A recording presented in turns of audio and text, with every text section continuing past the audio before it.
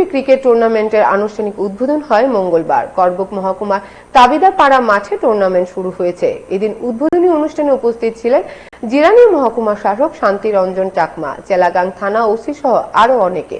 টুর্নামেন্টে প্রায় ৩৫টি দল অংশ নিচ্ছে। বিজয়ী দলের জন্য থাকছে নগদ টাকা এবং ট্রফি। মূলত যুবাদের খেলাধুলায় আগ্রহ বাড়াতেই ক্রিকেট টুর্নামেন্টের আয়োজন বলে জানান উদ্যোক্তারা। বিভিন্ন ভারতন ক্রিকেট প্রেমী আদন এবং খেলে বাড়িছি যে কোনো শুভেচ্ছা জানিনি মই সরকার পাবে অবসর সাধারণত এমনিতে যে এই পঞ্চায়েত সম্ভবত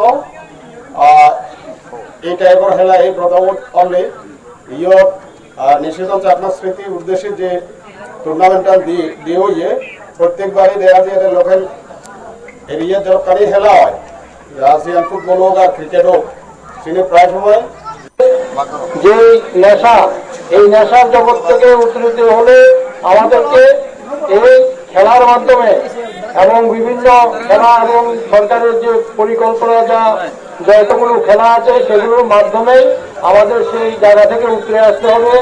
তাই এখানে এলাকায় যারা এরকম একটা সুন্দর খেলার প্রতিযোগিতা করেছেন, অংশগ্রহণ করেছেন, এলাকায় যারা মুরব্বী আছেন, এখানে আমাদের সম্মানীয় একজন এসডিএম সাহেবও আছেন, উনিও এই ব্যাপারে খুব উদ্যোগী।